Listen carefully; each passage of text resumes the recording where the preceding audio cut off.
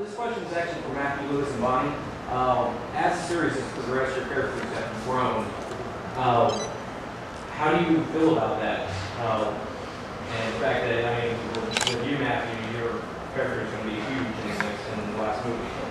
Yeah, it's weird because I mean, having read the books when I was younger, I read sort of the first four before our audition, I think, and I was such a huge fan, and I knew Neville was a great character, and he was very, very important to the story, but I never really understood quite how important until number 5, when the prophecy was sort of announced, and Neville started to take on a much larger role. He joined the Dumbledore's army.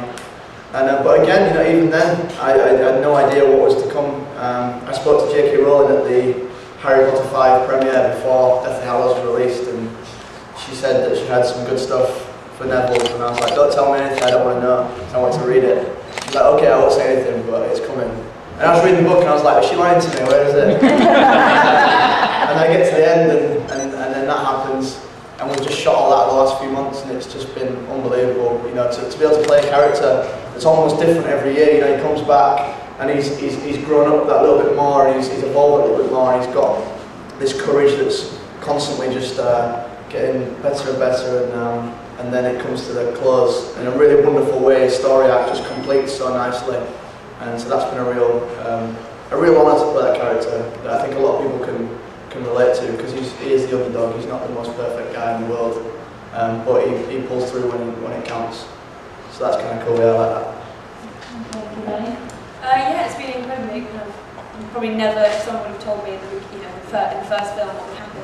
I guess in the epilogue, the 19 years later, in the last film, I wouldn't have probably believed a word they said. So I think for me, again, you know, as you read each book, it's, you know, you begin to unfold what everyone's really doing, which is quite a kind of strange experience. Kind of half the time we're filming, you know, the next film while you're reading the next book, and psychologically it's quite difficult. But it's been exciting. So I mean, her as a character, she was obviously always the typical kind of shy younger sister who ran away at the side of Harry and was very embarrassed. And so it's just nice to see her grow into her own. And I think that happened with a lot of characters. It was nice to see everyone become an individual rather than just a bunch of kids. Everyone had their own specific, you know, characteristics. And obviously the romance side of the character with Harry was exciting as well. I guess being a character that ends up with the hero of the book, it was exciting as an actor. Nice to be the enemy of all the little girls in the world. Our 10-year-old daughter's in the middle of reading the books, and she's very animated. Fred and George are her favorite characters. When did you guys realize it was so important to the films, bringing humor, anarchy, energy? When did you realize how important you were? Was there a point where you go, oh, hey, this is pretty important stuff? I don't think they were well. No. Until now. They're always really cool characters to be able to play, because, as you say, they bring the humour and the rebellious side to them. And I think number 5 and number 4 has started really, didn't it? When they were sorting out the whole gambling situation, all that.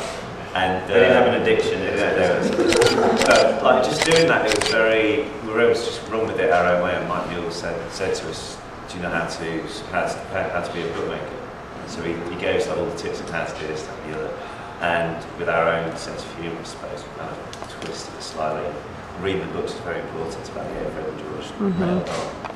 I think it also, what we found is when we were in Paris last year doing some promo stuff, and there with Tom as well, and Ron, and then they were just in the train station, and then there were these kids who came over to speak to Oliver and I, so they found us more approachable because Fred and George are a lot more jokey, apart from, as opposed to Tom, who plays quite a nasty guy, even though Tom's lovely as, you know, as they come. But I think in that sense we're kind of more approachable because of the characters we play, I guess. The fun guys. Okay. Yes, sir. Have you guys had a chance to go shopping here yet? I realize you may or may not have taken or been able to take things from the set when you left. But, what would you look forward to taking home from here? It's true. even like taking photographs, like it's kind of forbidden on set. You can't really unless you're going to slide and take pictures off the side. Yeah. But I mean, as a kind of as much as is soaking in the experience and being able to take part of it home is something you can't really do when you're filming. You just have to take it as a mental, as a, so to be able to literally buy and take away all these things that we've had, things that we've held as props, but they're not physical, you can't own them basically. And I think that's amazing for the public who are coming in here. They can have their wine, they can have their clothes, they can have sweets from the shop. It's just, I mean, they haven't left anything out. I can't think of anything that we've had that probably bring lots of money and not spending it. But even the ones, like for each character is an exact replica of what we would use in the film. So that was cool because, as I said, we're not allowed to have any of that stuff. So I've actually got a couple one. But also the joke shop as well, we pretty much raided yesterday. We all got top hats, which for some reason seemed like a good idea. And that's the way they're walking around wearing one for some reason. But they sell some really cool stuff, which in the 6th film, in the Fred and George's joke shop, was just a box with a picture on it. Whereas now, there's a product inside, and you can purchase it. So it's really cool the amount of detail and thought that was gone into it. I think the wand's my favourite thing. My children got an unhealthy amount of wands. Our hotel room looks like Ollivanders. It's ridiculous. But there's something great for I was walking around with one last night at the opening celebration. Everyone was wondering why I am. I obviously had a jacket, one pocket made in my suit jacket. But there's all sorts of stuff, isn't there? Really nice things. Yeah, it's fun. I was giving the woman a bit of a hard time up at the Forbidden Journey because there was a Gryffindor in there, and I sort of been messing around with that for the past few months on set. So I was sort of, let me have a look at that. Yeah, it's a pretty good weight. It's all right. I'll give you that. Not too bad replica. And I thought I'll have one of them.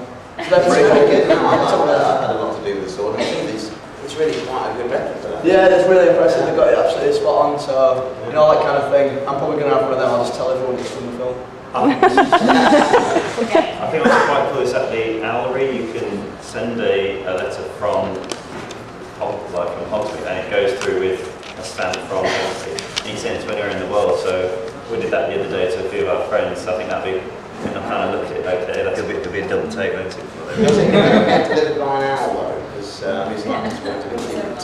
I think it's first class, the Owl. Oh, okay, all right. A bit more you get the Yeah, that's the end. Yeah, right, let's go to this lady over here. Having grown up on set, starting out so young, and now that the end of the film is nearing, do you anticipate that all of you will remain friends past Harry Potter? I hope not. I'm done. I'm out of there. No, I hope so. So yeah, I'm pretty sure we all will. I mean, we see each other plenty anyway as it is outside of filming, don't we? Yeah, I think that's the thing that people can't quite get their head around. Looking from an outside perspective, that we don't get in contact with each other outside of filming. Like we play golf. It's Matt's birthday in a couple of weeks' time, so we'll break in his house. And then there's a lot of places where we'll go and hang out. We'll play golf together, go to concerts together, stuff like that. So I really can't see. It's like when you finish school. You keep in contact with the people you want to, So it'll be like that. Well, when you've been with people for 10 years, it's pretty hard just to never talk to them again, kind of. And we have formed pretty strong friendships with pretty much everybody there. So it's kind of a unique thing that we can say we've got. We could use this as our reunion location. Dress up. We can help you out of your family at home so you can come anytime.